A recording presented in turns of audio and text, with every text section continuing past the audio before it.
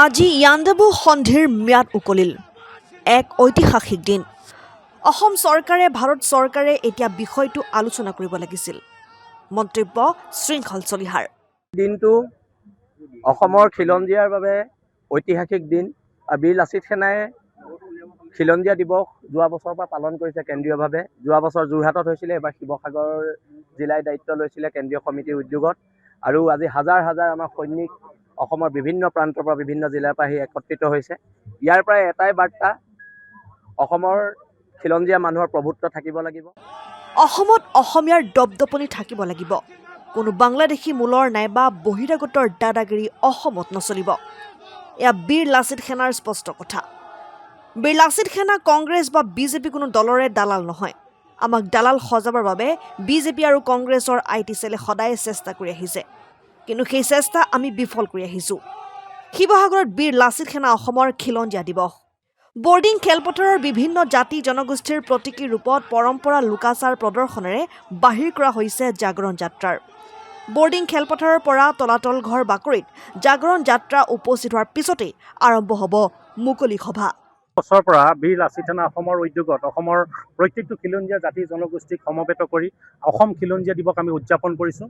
আৰু আমি বাৰে প্ৰতি কৈছোঁ যে এইটো এটা ঐতিহাসিক দিন। এই দিনটোত আমি কলা দিন হিচাপে নহয়, এই দিনটোক আমি খিলঞ্জীয়াসকলক উদযাপন কৰাৰ দিন। আৰু ভৱিষ্যতলৈকে খিলঞ্জীয়া জাতি জনগোষ্ঠী কেনেধৰণে মূৰ তুলি জীয়াই থাকিব তাৰ পৰিৱেশ পটভূমি ৰচনা কৰা এটা দিন। কাৰণ আমি সকলোৱে দেখিছোঁ যে বৰ্তমান সময়ত এটা প্ৰভাৱশালী চক্ৰই বা শাসক গোষ্ঠীয়ে খিলঞ্জীয়া কোন তাক লৈ বিভিন্ন অপপ্ৰচাৰ তেওঁলোকে অব্যাহত ৰাখে, বিভিন্ন বিভ্ৰান্তিমূলক বাতৰি তেওঁলোকে প্ৰচাৰ কৰে। আৰু সেইকাৰণে যি সময়তে খিলঞ্জীয়াসকল ঐক্যবদ্ধ হৈ নিজৰ মৰ্যাদা স্বাভিমান সহকাৰে জীয়াই থকাৰ বাট এটা ৰচনা কৰিবৰ চেষ্টা কৰে, তেতিয়া তেওঁলোকে বিভিন্ন অপপ্ৰচাৰ কৰি আমাৰ মাজত ভাগ ভাগ কৰিবৰ কাৰণে চেষ্টা কৰে। এতিয়া আপোনালোকে চাওক, 2007 চনৰ খিলঞ্জীয়া অধিকাৰ চনদত পৃথিৱীৰ সৰ্বশ্ৰেষ্ঠ যিটো সন্থা ৰাষ্ট্ৰসংঘই খিলঞ্জীয়াৰ সংজ্ঞা নিৰূপণ কৰিছে। আৰু 137খন দেশৰ ভিতৰত তাৰ ভাৰতবৰ্ষই তাত স্বাক্ষৰ কৰিছে।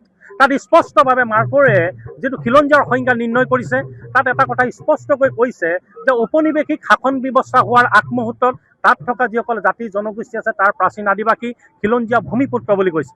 গতিকে অসমতো আমাৰ এটা প্ৰামাণিক দলিল আছে যে 1826 চনৰ 24 ফেব্ৰুৱাৰী এই দিনটোতে ইয়াণ্ডাবুৰ সন্ধিৰ জৰিয়তে আমি ঔপনিৱেশিক শাসন ব্যৱস্থাৰ ভিতৰলৈ আহিছোঁ। ব্ৰিটিছৰ ঔপনিৱেশিক শাসন ব্যৱস্থা হ'ল আমি পৰাধীনতাৰ তাৰ শিকলি পিন্ধিবলগীয়া হ'ল। গতিকে সেই দিনটোকে লৈ সেই মুহূৰ্তত থকা অসমত থকা যিমানবিলাক জাতি জনগোষ্ঠী আছে তেওঁলোকে প্ৰাচীন আদিবাসী খিলঞ্জীয়া আৰু ভূমিপুত্ৰ। আৰু সেইকাৰণে আজিৰ দিনটোকে অসমৰ যিটো স্বতন্ত্ৰ ৰাজনৈতিক অৰ্থনৈতিক সামাজিক সাংস্কৃতিক ইতিহাস তাৰ চৰ্চাৰ যাতে প্ৰাণকেন্দ্ৰ হিচাপে আজিৰ দিনটো আমি তৈয়াৰ কৰিব পাৰোঁ, এই দিনটো লৈ যাব পাৰোঁ, তাৰ কাৰণে বীৰ লাচিত সেনা অসমৰ এই প্ৰস্তুতি আন্তৰিক প্ৰচেষ্টা আমি হাতত লৈছোঁ।